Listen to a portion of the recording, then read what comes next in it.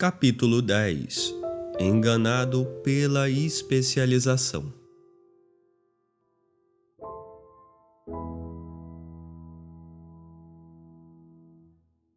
A aposta estava na mesa, e o que estava em jogo era o destino da humanidade. De um lado, Paul Ehrlich, biólogo de Stanford. Em um depoimento ao Congresso, no Tonight Show, 20 vezes, e em seu livro de 1968, The Population Bomb, Ehrlich insistiu que era tarde demais para evitar o juízo final apocalíptico causado pela explosão populacional. No canto inferior esquerdo da capa do livro aparecia a imagem de um pavio curto queimando e a advertência de que a bomba ainda continua armada. A escassez de recursos causaria centenas de milhares de mortes por fome em uma década, avisava Ehrlich. A New Republic alertou o mundo de que a demanda da população global já havia ultrapassado a capacidade mundial de produção de alimentos. A fome começou, proclamou a revista. Era uma matemática fria e rígida. A população humana estava crescendo exponencialmente. A produção de comida, não. Ehrlich era um especialista em borboletas, muito respeitado. Ele sabia perfeitamente que a natureza não regula as populações de animais de maneira gentil. Populações explodem, crescem além dos recursos disponíveis e entram em colapso. O formato da curva de crescimento populacional é familiar para o biólogo, escreveu ele. Ehrlich descreveu cenários hipotéticos em seu livro, representando os tipos de desastre que vão ocorrer. Em um dos cenários, durante os anos 1970, os Estados Unidos e a China começam a culpar um ao outro pela fome generalizada e a discussão termina em uma guerra nuclear. Esse é o cenário moderado. No cenário ruim, a fome se alastra pelo planeta. Cidades alternam entre tumultos e a lei marcial. Os conselheiros ambientais do presidente norte-americano recomendam a adoção de uma política de um único filho e a esterilização de pessoas com baixo QI. A Rússia, a China e os Estados Unidos são levados a uma guerra nuclear que deixa inabitáveis os 2/3 setentrionais do planeta. Resquícios da sociedade humana sobrevivem no hemisfério sul, mas a degradação ambiental logo extingue a espécie humana. No cenário feliz, o controle populacional começa. O Papa anuncia que os católicos devem se reproduzir menos e abençoa o aborto. A fome se espalha ainda mais e os países oscilam. Em meados dos anos 1980, a maior onda de mortes termina e a terra fértil começa a ser retomada.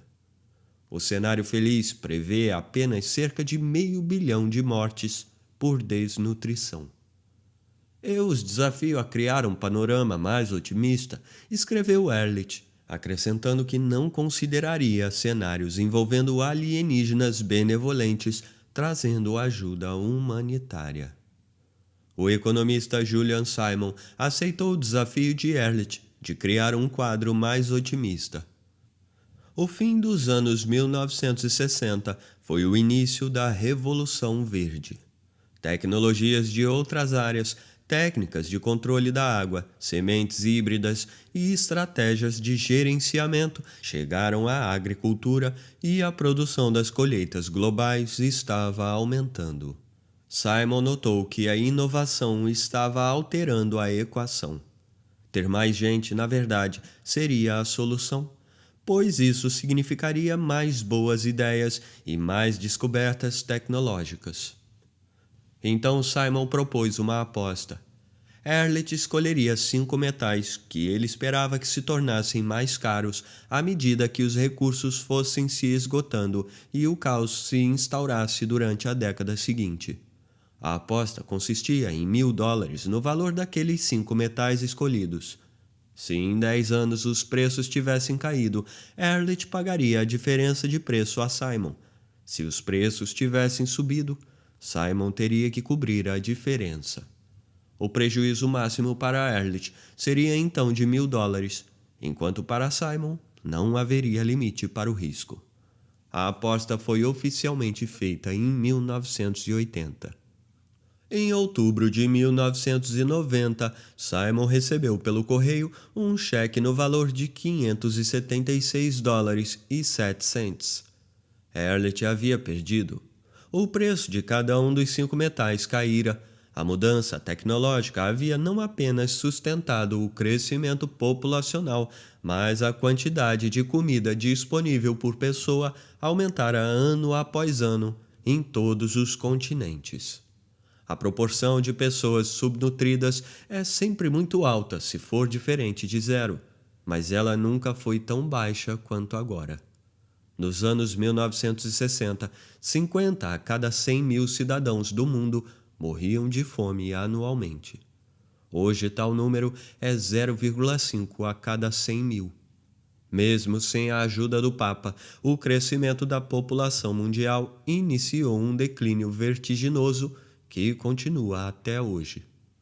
Quando a mortalidade infantil caiu e a educação, especialmente das mulheres, e o desenvolvimento aumentaram, as taxas de natalidade caíram. A humanidade irá precisar de mais inovações, pois o número absoluto da população mundial continua a aumentar, mas a taxa de crescimento está diminuindo. E rápido. A ONU projeta que no final deste século a população mundial se encontrará perto de seu pico. A taxa de crescimento estará se aproximando de zero, ou mesmo já em declínio. As previsões de Ehrlich sobre a fome foram quase que magicamente ruins. Ele as fez em um momento em que o desenvolvimento tecnológico já estava alterando substancialmente o cenário global e exatamente antes de a taxa de crescimento populacional começar sua longa desaceleração. E ainda assim, no mesmo ano em que reconheceu ter perdido a aposta, Ehrlich repetiu-a em outro livro. Com certeza, ele tinha errado na linha do tempo, mas agora a bomba populacional detonou. Apesar de fazer uma previsão errada atrás da outra, Ehrlich acumulou uma imensa legião de seguidores e continuou a receber prêmios importantes. Simon se tornou o porta-voz dos acadêmicos que achavam que Ehrlich ignorava os princípios da economia e de todos aqueles irritados com um incessante fluxo de previsões terríveis que jamais se concretizavam. O tipo de regulação excessiva defendida por Ehrlich, argumentavam os defensores de Simon, suprimiria as próprias inovações que haviam salvado a humanidade da catástrofe. Os dois homens tornaram-se referências em suas respectivas áreas, e ambos estavam errados. Quando mais tarde, economistas examinaram os preços dos metais para cada uma das décadas entre 1900 e 2008, período durante o qual a população mundial quadruplicou, eles descobriram que Ehrlich teria vencido a aposta em 63% dos casos. O erro? Preços de commodities guardam uma correlação ruim com os efeitos populacionais, especialmente em apenas uma única década. A variável que os dois homens tinham certeza de que justificaria suas visões de mundo, na verdade, tinham pouca relação com elas. Os preços das commodities sobem e descem ao sabor de ciclos macroeconômicos, e uma recessão durante o período da aposta derrubou os preços.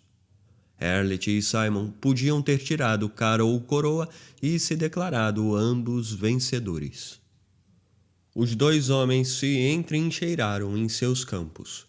Cada um deles declarou sua fé na ciência e na primazia indiscutível dos fatos. E cada um deles continuou a desprezar o valor das ideias do outro. Ehrlich estava errado sobre a população e sobre o apocalipse, mas correto sobre aspectos da degradação ambiental. Simon estava certo sobre a influência da engenhosidade humana sobre os suprimentos de comida e energia, porém errado ao alegar que as melhorias na qualidade do ar e da água também confirmavam suas previsões. Ironicamente, tais melhorias não nasceram naturalmente de iniciativas tecnológicas e de mercado, mas foram, ao contrário, alicerçadas por meio de regulações advindas da pressão de Ehrlich e de outros. A rigor, adversários intelectuais afiam mutuamente seus argumentos, que então se tornam mais agudos e melhores, escreveu Paul Sabin, historiador de Yale. Com Paul Ehrlich e Julian Simon, ocorreu o contrário. Conforme colecionavam mais informações a favor de suas próprias visões, cada um deles foi ficando mais dogmático e as inadequações de seus modelos de mundo mais rígidas. Há um tipo específico de pensador que fica mais convencido de sua própria grande ideia a respeito do funcionamento do mundo, mesmo diante de fatos discordantes, e cujas previsões se tornam piores, não melhores, conforme coleta mais informações para sua representação mental do mundo. Eles estão todos os dias na televisão e nos jornais, fazendo previsões cada vez piores e, ao mesmo tempo, declarando vitória, e foram estudados rigorosamente. Tudo começou em 1984, no encontro do Comitê do Conselho Nacional de Pesquisa sobre as Relações Americano-Soviéticas. O recém-efetivado psicólogo e cientista político Philip Tetlock tinha 30 anos de idade e era, de longe, o membro menos experiente do comitê. Ele ouviu com atenção as discussões dos outros participantes sobre as intenções dos soviéticos e as políticas norte-americanas. Especialistas de grande renome fizeram previsões de muita autoridade, e Tetlock ficou abismado por aquelas pessoas estarem sendo muitas vezes completamente contraditórias entre si e impermeáveis a qualquer contra-argumento. Tetlock decidiu testar as previsões dos especialistas. Com a Guerra Fria a todo vapor, ele começou a coletar previsões de curto e longo prazo de 284 especialistas altamente treinados, a maioria com doutorado, todos com mais de 12 anos de experiência em média em suas respectivas áreas. As questões tratavam de política internacional e economia, e para garantir que as previsões fossem concretas, os especialistas tinham que atribuir probabilidades específicas para eventos futuros. Tetlock precisava coletar previsões o bastante durante um período suficientemente longo para ser possível separar golpes de sorte ou azar da verdadeira habilidade. O projeto durou 20 anos e coletou 82.361 estimativas de probabilidade sobre o futuro. Os resultados retratavam um mundo extremamente perverso. O especialista médio era terrível fazendo previsões. As áreas de especialização, os anos de experiência, os títulos acadêmicos e mesmo, para alguns deles, o acesso a informações sigilosas, nada disso fazia diferença. Eles eram ruins nas previsões de curto prazo, ruins nas previsões de longo prazo e ruins nas previsões sobre qualquer área. Quando os especialistas declararam que determinado evento futuro era impossível ou quase impossível, mesmo assim, tal evento ocorreu em 15% das vezes. Quando declararam que algo era certo, tal evento deixou de acontecer em mais de 25% das vezes. O provérbio dinamarquês advertindo que é muito difícil fazer previsões, especialmente sobre o futuro, está correto. Os diletantes que foram colocados junto com os especialistas não eram melhores clarividentes, mas pelo menos eram menos propensos a declarar eventos futuros como impossíveis ou como certos, o que os deixou com menos erros risíveis dos quais se espiar. Isto é, se os especialistas acreditassem em expiação. Muitos especialistas jamais admitiram suas falhas sistemáticas de avaliação, mesmo confrontados com seus resultados. Quando eles acertavam, isso era sempre atribuído a seus próprios méritos. Sua especialização tinha claramente permitido que eles entendessem o mundo. Quando erravam feio, era sempre um pequeno erro. Eles tinham, com certeza, entendido a situação, insistiam. E se apenas uma coisinha ou outra tivesse acontecido de forma diferente, eles teriam acertado. Ou, como Ehrlich, seu entendimento estava correto e suas derrotas estavam sempre a um golpe de azar de terem sido vitórias. Os especialistas continuavam invictos, apesar de errarem com frequência.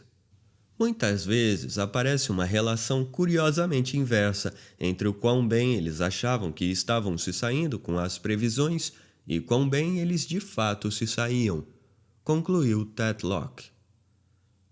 Havia também uma relação inversa perversa entre a fama e a precisão.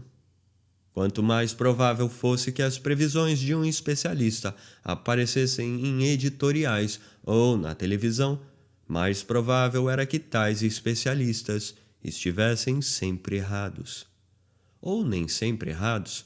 Ou melhor, como Tetlock e seu coautor escreveram de maneira sucinta em seu livro Super Previsões, a arte e a ciência de antecipar o futuro, mais ou menos tão precisos quanto um chimpanzé jogando dardos. As primeiras previsões na pesquisa de Tetlock diziam respeito ao futuro da União Soviética. Havia especialistas, em geral os liberais, que viam Mikhail Gorbachev como um reformista sincero que seria capaz de transformar a União Soviética e mantê-la intacta por algum tempo. E especialistas, em geral os conservadores, que consideravam a União Soviética imune a reformas, desastrosa por sua própria natureza e com a legitimidade decrescente. Os dois lados estavam em parte corretos e em parte errados. Gorbachev realizou reformas reais, abrindo a União Soviética para o mundo e dando mais poder aos cidadãos. Mas aquelas mesmas reformas liberaram forças que estavam reprimidas nas repúblicas fora da Rússia, onde o sistema havia perdido legitimidade. Começando pela Declaração de Soberania da Estônia, tais forças desmontaram a União Soviética. Os dois grupos de especialistas foram pegos de surpresa pelo rápido fim da União Soviética e suas previsões sobre o curso dos eventos foram horríveis. Houve, entretanto, um subgrupo entre os especialistas que conseguiu enxergar melhor o que estava por vir. Ao contrário de Ehrlich e Simon, esses especialistas não estavam comprometidos com uma abordagem única. Eles foram capazes de considerar cada um dos argumentos e interagir visões de mundo aparentemente contraditórias. Eles concordaram que Gorbachev era um verdadeiro reformista e que a União Soviética tinha perdido sua legitimidade dentre as repúblicas fora da Rússia. Alguns desses integradores chegaram a prever que o fim da União Soviética estava próximo e que reformas verdadeiras seriam o catalisador. Os integradores superaram a performance de seus colegas em praticamente tudo, mas os arrasaram especialmente nas previsões em longo prazo. No fim, Tetlock atribuiu apelidos emprestados do filósofo Isaiah Berlin, os quais ficaram famosos nas comunidades de psicologia e de inteligência. Os ouriços de visão estrita, que sabem uma coisa grande, e as raposas integradoras, que sabem muitas coisas pequenas.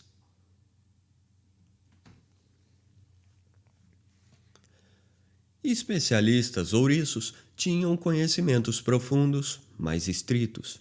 Alguns tinham passado toda a carreira estudando um único problema. Como Ehrlich e Simon, eles criavam teorias bem estruturadas sobre o funcionamento do mundo, unicamente através das lentes de sua especialidade.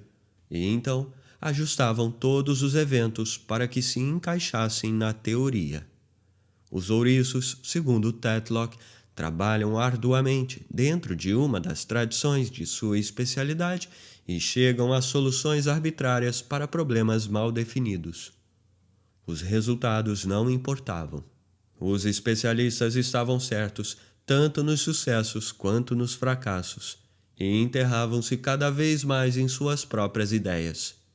Isso os tornava perfeitos para prever o passado, mas chimpanzés jogando dardos quando previam o futuro. As raposas, enquanto isso, bebem de uma coleção eclética de tradições e aceitam a ambiguidade e a contradição, escreveu Tetlock. Onde os ouriços representavam a estreiteza, as raposas vagavam para longe de uma única disciplina ou teoria, incorporando a amplitude. Mais incrível ainda, os ouriços se saíam especialmente mal nas previsões em longo prazo em suas áreas de especialidade. E eles ficavam piores conforme acumulavam mais credenciais acadêmicas e experiência em suas áreas. Quanto mais informação tinham a seu dispor, mais fácil era para eles encaixarem qualquer história em suas visões de mundo. Isso dava aos ouriços uma notável vantagem. Ver todos os eventos do mundo através de seu buraco de fechadura preferido tornava fácil criar histórias atraentes sobre o que quer que ocorresse e contar tais histórias com uma autoridade inabalável. Em outras palavras, eles são ótimos na TV. Tetlock é obviamente uma raposa. Ele é professor na Universidade da Pensilvânia e quando o visitei em sua casa na Filadélfia, fui incluído em uma conversa informal sobre política entre ele e seus colegas, com sua mulher e colaboradora Barbara Mellers, também psicóloga e pesquisadora importante na área de tomada de decisão. Tetlock começava seu argumento em uma direção, questionava-se e voltava atrás. Ele trouxe dados da economia, da ciência política e da história para amparar uma opinião rápida sobre um debate corrente na psicologia. Então puxou o freio de mão e observou. Mas se seus pressupostos sobre a natureza humana e sobre como uma boa sociedade deve ser estruturada fossem outros, você veria isso de forma completamente diferente. Quando uma nova ideia entrava na conversa, ele rapidamente dizia, vamos supor, apenas por hipótese. O que o levava a apresentar pontos de vista de diferentes disciplinas ou perspectivas políticas ou emocionais. Ele experimentava as ideias como se fossem filtros do Instagram, até que fosse muito difícil saber no que ele realmente acreditava. Em 2005, publicou os resultados de sua longa pesquisa sobre opiniões de especialistas e chamou a atenção para atividades com projetos de pesquisa avançada em inteligência, IARPA, uma organização governamental que apoia pesquisas sobre os mais difíceis desafios da comunidade de inteligência norte-americana. Em 2011, a IARPA iniciou um torneio de previsões de 4 anos, no qual competiam entre si 5 equipes lideradas por pesquisadores. Cada equipe podia recrutar, treinar e experimentar como quisesse. Todos os dias por 4 anos, as previsões deviam ser entregues até às 9 horas da manhã no horário da costa leste americana. As perguntas eram complexas. Qual é a chance de um país membro sair da União Europeia até uma determinada data? O índice Nikkei fechará acima de 9.500 pontos? Qual a possibilidade de ocorrer um confronto naval no Mar da China Oriental, resultando em mais de 10 vítimas fatais? Os participantes podiam revisar suas previsões quantas vezes quisessem, mas o sistema de pontuação recompensava a precisão ao longo do tempo. Então, uma ótima previsão feita no último momento antes da data final da questão tinha valor limitado.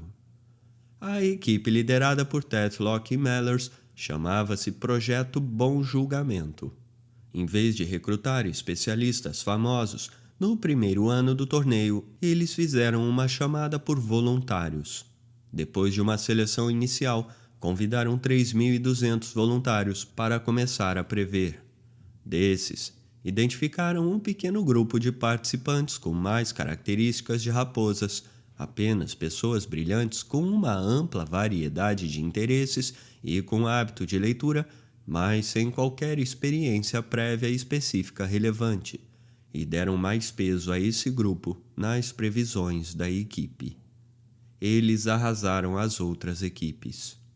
No segundo ano, o projeto Bom Julgamento organizou os melhores superprevisores em equipes online de 12 membros, de forma que pudessem trocar informações e ideias.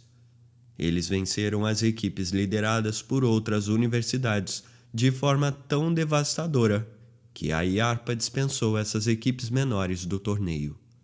E os voluntários selecionados entre o público em geral venceram equipes formadas por experientes analistas de inteligência com acesso a dados sigilosos por margens ainda mantidas em segredo, de acordo com Tetlock. Ele citou um artigo do jornal The Washington Post, mas indicando que o projeto Bom Julgamento se saiu cerca de 20% melhor que um grupo de analistas da comunidade de inteligência. Não apenas os que faziam as melhores previsões tinham características de raposas individualmente. Também tinham qualidades que faziam deles ótimos colaboradores, parceiros no compartilhamento de informações e na discussão das previsões. Cada membro da equipe ainda precisava fazer previsões individuais, mas o grupo era avaliado pelo desempenho coletivo. Em média, os membros das pequenas super-equipes de previsores se tornaram 50% mais precisos em suas previsões individuais. As super-equipes superam os resultados de grupos muito maiores, nos quais se considera a média das previsões de um grande grupo de pessoas, e também superam os resultados de mercados de previsões, nas quais os participantes negociam o desenrolar de eventos futuros como ações. Assim, o preço do mercado representa a previsão do grupo. Pode parecer que a complexidade da previsão de eventos geopolíticos e econômicos exigiria um grupo de especialistas de escopo preciso, cada um trazendo para o grupo seu conhecimento profundo de uma área.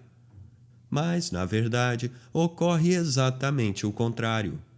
Como com autores de histórias em quadrinhos e inventores que registram patentes de novas tecnologias, quando se encara a incerteza, a amplitude individual é decisiva. Os participantes com mais características de raposas eram impressionantes sozinhos, mas juntos tornavam-se um exemplo do ideal mais sublime de uma equipe. Eles se tornavam mais que a soma de suas partes, muito mais. Algumas das qualidades que tornam os melhores membros do projeto Bom Julgamento grandes membros de uma equipe ficam óbvias quando se conversa com eles. São brilhantes, mas os especialistas ouriços com os quais Tetlock iniciou seu trabalho também eram. Tem muita facilidade em brincar com números, estimando a taxa de pobreza de um país ou a proporção de terra cultivável de um estado, e tem uma amplitude de interesses e conhecimentos. Scott Eastman disse-me que nunca se encaixou completamente em um mundo. Ele cresceu no Oregon e competiu em torneios de ciências e matemática, mas na faculdade estudou literatura inglesa e artes plásticas.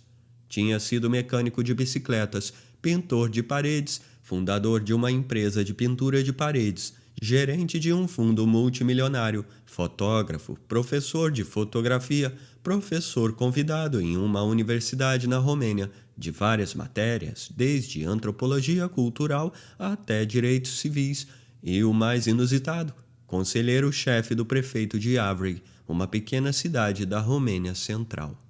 Neste cargo, fazia um pouco de tudo, desde ajudar a integrar novas tecnologias à economia local até atender a imprensa e participar de negociações com líderes empresariais chineses. Eastman narra sua vida como um livro de fábulas. Cada experiência traz uma lição. Acho que pintar paredes foi provavelmente o mais importante, ele me disse. Aquele trabalho lhe deu a chance de interagir com vários tipos de colegas e clientes, de refugiados em busca de asilo a bilionários do Vale do Silício, com quem conversava se tinha projetos mais longos em suas casas. Ele descreveu a experiência como um campo fértil para colecionar perspectivas. Mas pintar paredes talvez não seja uma experiência educacional especialmente necessária para se fazer previsões geopolíticas. Eastman, como seus colegas de equipe, está constantemente colecionando novas perspectivas sempre que pode, sempre aumentando sua amplitude intelectual, então qualquer terreno é fértil para ele. Eastman era assustadoramente preciso ao prever acontecimentos na Síria e surpreendeu-se ao saber que a Rússia era seu ponto fraco. Ele estudou russo e tem um amigo que foi embaixador na Rússia. Eu deveria ter uma vantagem ali, mas vi que em meio a uma grande série de perguntas, aquela era uma de minhas piores áreas, me disse. Ele aprendeu que a especialização em um tópico frequentemente não se refletia em bons resultados nas previsões. Então, se sei que alguém na equipe é um especialista naquela área, fico muito feliz de ter acesso a essa pessoa para fazer perguntas e ver o que ela traz. Mas não vou simplesmente dizer, tudo bem, o bioquímico disse que certo fármaco provavelmente irá chegar ao mercado, então ele deve estar certo. Muitas vezes, se você está muito dentro de alguma coisa, é difícil ter uma boa perspectiva. Eastman descreveu o traço central de toda pessoa boa em fazer previsões assim. Alguém genuinamente curioso sobre, na verdade, sobre tudo. Ellen Cousins investiga fraudes para advogados. Sua pesquisa naturalmente vai da medicina aos negócios. Ela tem outros interesses paralelos amplos, desde colecionar artefatos históricos até bordado, passando por gravura a laser e abertura de fechaduras. Também faz pesquisas gratuitas para veteranos de guerra que poderiam receber uma medalha de honra e às vezes de fato recebem. Ela acha o mesmo que Eastman. Especialistas em áreas específicas são um recurso valioso, disse-me. Mas você precisa entender que podem estar usando antolhos. Então, o que eu tento extrair deles são fatos, não opiniões. Como os inventores profícuos, Eastman e Cousins buscam vorazmente especialistas e integram o conhecimento obtido. As interações online dos superprevisores são exercícios de antagonismo extremamente educado, discordância sem deselegância. Mesmo nas raras ocasiões em que alguém diz «Você está todo entusiasmado, mas para mim não faz sentido, me explique isso». Eles não se importam, me disse Cousins. Concordância não é o objetivo ali. Estão em busca da agregação de perspectivas, muitas delas. Em uma imagem extremamente desagradável, Tetlock me descreveu as pessoas que fazem as melhores previsões como raposas com olhos de libélula. Os olhos da libélula são compostos por milhares de lentes, cada uma com uma perspectiva diferente, que são sintetizadas no cérebro do inseto. Uma das previsões que vi sendo discutida foi em um grupo que tentava prever a maior alta no fechamento para a taxa de câmbio entre o dólar americano e a grivnia, ou hryvnia, ucraniana, durante um período extremamente volátil em 2014. Seria menos que 10 para 1, entre 10 e 13, ou mais de 13? A discussão começou com um dos membros da equipe atribuindo previsões de probabilidade para cada uma das 3 possibilidades e compartilhando um artigo da Economist. Outro membro, em seguida, trouxe um link para o site da Bloomberg e informações históricas disponíveis online e ofereceu 3 previsões diferentes de probabilidade para cada faixa, com entre 10 e 13 sendo a mais provável. Um terceiro participante concordou com o argumento do segundo. Um quarto compartilhou informações sobre o estado lastimável das finanças ucranianas. Um quinto mencionou o problema mais amplo de como as taxas de câmbio mudam ou não de acordo com eventos no mundo. O membro que iniciara a conversa postou novamente.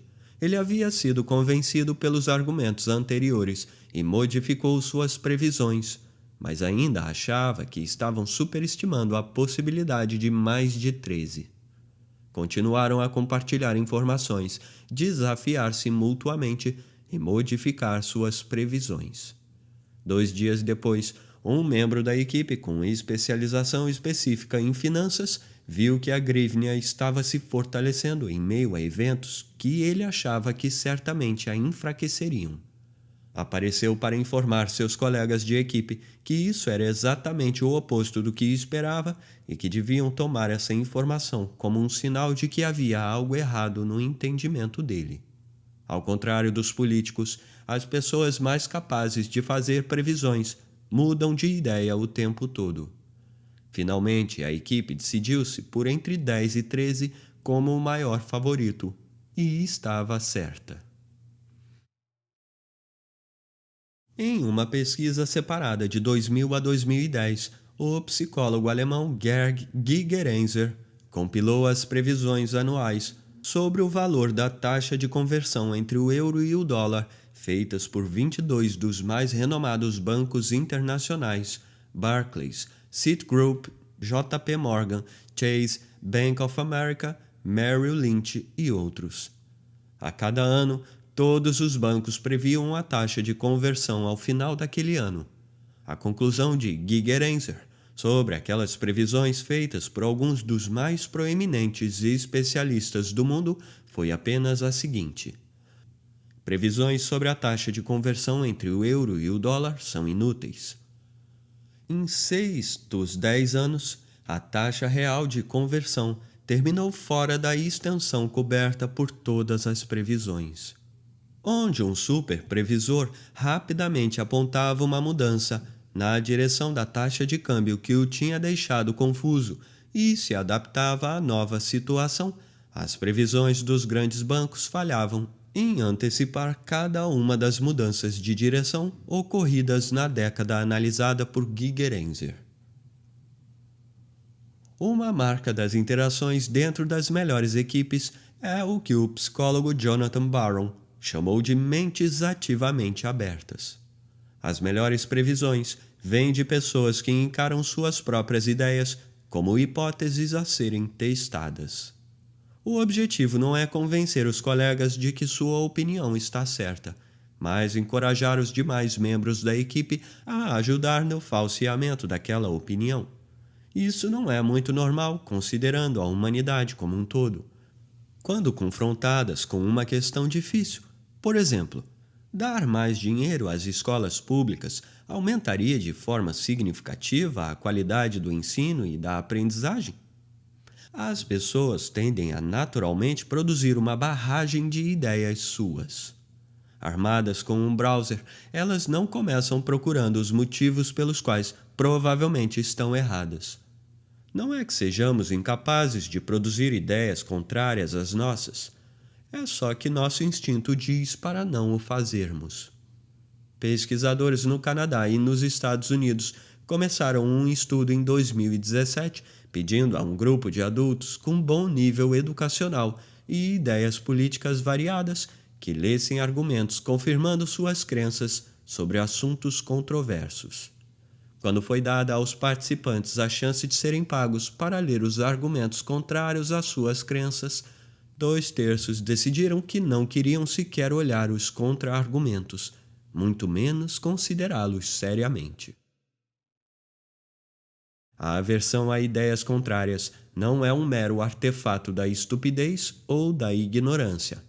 Dan Kahan, professor de Direito e Psicologia de Yale, mostrou que os adultos mais instruídos sobre ciência são, na verdade, mais propensos a adotar posturas dogmáticas em tópicos científicos politicamente polarizados.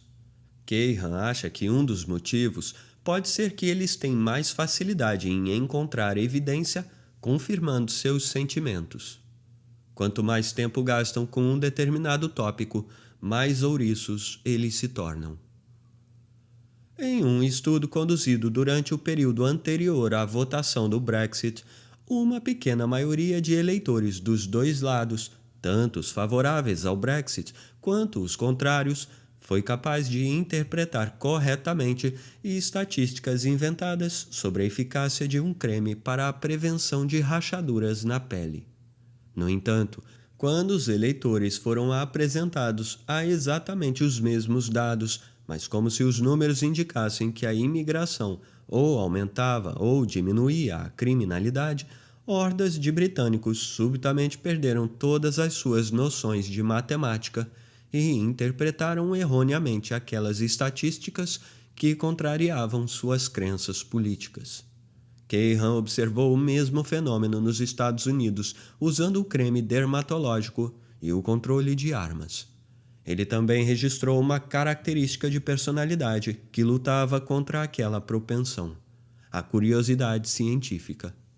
Não o conhecimento científico, a curiosidade científica. Keihan e seus colaboradores mediram a curiosidade científica de uma forma original, introduzindo perguntas relevantes em algo que parecia ser uma pesquisa de mercado com consumidores e acompanhando como as pessoas buscavam mais informação após assistirem a vídeos com conteúdo específico, alguns deles relacionados à ciência. Aqueles com maior curiosidade científica sempre escolhiam buscar mais evidências, independentemente de ela concordar ou não com suas crenças correntes. Os adultos com menos curiosidade científica eram como ouriços. Tornavam-se mais resistentes à evidência contrária e mais polarizados politicamente conforme obtinham mais conhecimento sobre o assunto em questão. Aqueles com maior curiosidade científica resistiam àquela tendência. Sua caçada por informações era similar à literal caçada da raposa por sua presa. Vagavam livremente, ouviam com atenção e consumiam de forma insaciável. Exatamente como Tetlock diz daqueles que fazem as melhores previsões, o importante não é o que pensam, mas como pensam. As melhores previsões vêm daqueles que mantêm suas mentes ativamente abertas. Também são curiosos ao extremo e não apenas consideram ideias opostas, ativamente passam por disciplinas inteiras em busca dessas ideias. A profundidade pode ser inadequada sem amplitude, escreveu Jonathan Barron, o psicólogo que desenvolveu formas de medir a capacidade de manter a mente ativamente aberta. Charles Darwin deve ter sido um dos seres humanos mais curiosos e de mente ativamente aberta da história. Seus 4 primeiros modelos da evolução eram variações do criacionismo e do design inteligente. O 5º modelo tratava a criação como uma questão em separado. Ele fazia questão de copiar para suas anotações qualquer fato ou observação contrário à teoria na qual estava trabalhando que encontrava. Atacava suas próprias ideias de forma implacável, descartando um modelo após o outro, até chegar a uma teoria que se encaixasse totalmente à evidência.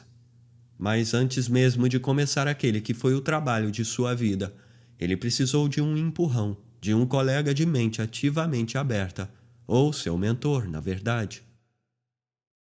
John Stephen Henslow era o padre, geólogo e professor de botânica que conseguiu uma vaga para Darwin a bordo do HMS Beagle.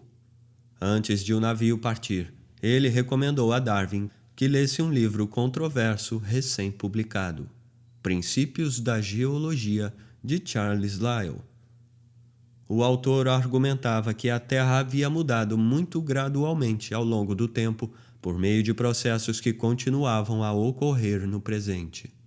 Henslow não aceitava a descrição de Lyell de uma geologia separada da teologia.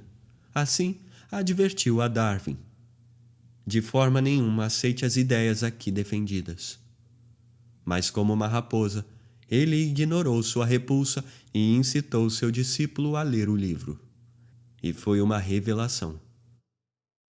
De acordo com a historiadora da ciência Janet Brown, em uma das mais extraordinárias interações da história da ciência, o livro de Lyell ensinou Darwin a pensar sobre a natureza. Nada disso significa que especialistas ouriços são desnecessários. Eles produzem conhecimento crucial. Einstein era um ouriço. Viu a simplicidade sob a complexidade e encontrou teorias elegantes para demonstrar suas descobertas. Mas também passou os últimos 30 anos de sua vida em uma busca inflexível por uma teoria única de tudo, que eliminaria a aleatória bagunça aparente inerente à mecânica quântica, um campo que nasceu em parte do próprio trabalho do físico alemão. Como escreveu o astrofísico Glenn Mackey, existe um consenso em seus últimos anos. Einstein trabalhou com antolhos matemáticos, imune a descobertas relevantes e incapaz de modificar seu método de investigação. Deus não joga dados com o universo, afirmou Einstein de modo figurado. Niels Bohr, seu contemporâneo, que elucidou a estrutura dos átomos, usando analogias com os anéis de Saturno e com o sistema solar, respondeu que Einstein deveria manter a mente aberta e não tentar dizer a Deus como cuidar do universo. Sob a complexidade, os ouriços tendem a ver regras simples e deterministas de causa e efeito, moldadas por sua área de especialização, como os desenhos repetidos em um tabuleiro de xadrez. Raposas enxergam a complexidade onde os outros, erroneamente, só veem relações simples de causa e efeito. Entendem que a maioria dessas relações de causa e efeito é probabilística, não determinista. Há o desconhecido e a sorte, e mesmo quando a história aparentemente se repete, isso nunca acontece de forma precisa. Reconhecem que estão operando dentro da própria definição de ambiente de aprendizagem perverso, no qual pode ser muito difícil de aprender, tanto com vitórias quanto com derrotas. Em domínios perversos que não fornecem respostas ou críticas automáticas, a experiência por si só não melhora a performance. Hábitos mentais eficazes são mais importantes e podem ser desenvolvidos. Nos 4 anos seguidos de torneios de previsão, o grupo de pesquisa de Tetlock e Mellers mostrou que 1 hora de treinamento básico em hábitos de raposa melhorava a precisão.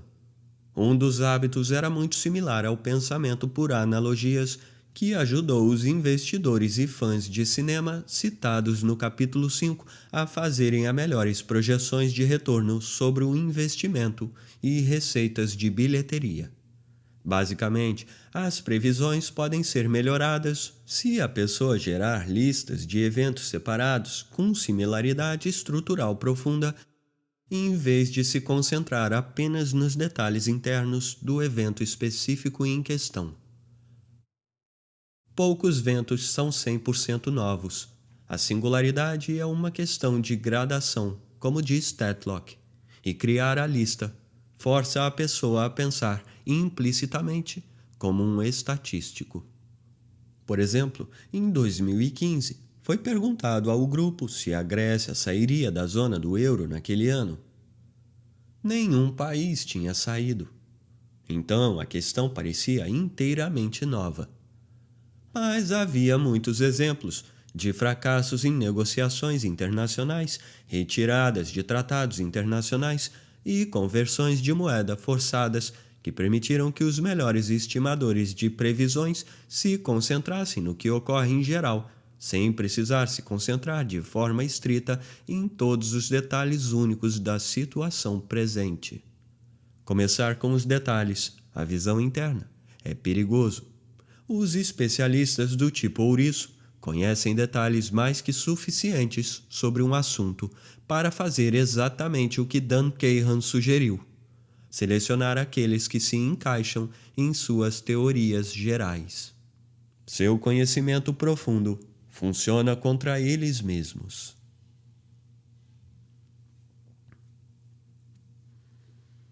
Os criadores de previsões mais profícuos afastam-se do problema em questão e examinam eventos não relacionados, mas com similaridades estruturais, em vez de confiarem na intuição, baseada na experiência pessoal ou em apenas uma área de especialização.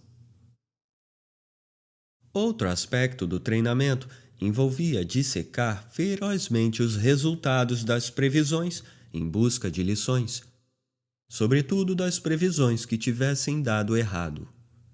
Elas tornaram um pouco mais gentil seu perverso ambiente de aprendizagem, sem crítica ou resposta automática, ao criarem um mecanismo rigoroso de feedback a cada oportunidade. No estudo de 2 décadas de Tetlock, tanto raposas quanto ouriços atualizavam rapidamente suas crenças após previsões bem-sucedidas, reforçando-as com ainda mais ímpeto. Quando um resultado as surpreendia, entretanto, as raposas eram muito mais propensas a ajustar suas ideias. Os ouriços mal se moviam. Alguns emitiam previsões cheias de autoridade que se mostravam depois completamente errôneas. Então, atualizavam suas teorias na direção errada. Tornavam-se ainda mais convencidos das crenças originais que os tinham levado a se perder. Os que fazem bons julgamentos sobre o mundo são aqueles bons em revisar suas crenças, diz Tetlock.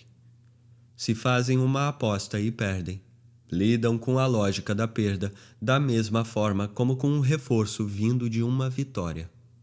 Em somente uma palavra, isso se chama aprender. E algumas vezes envolve deixar toda a experiência de lado.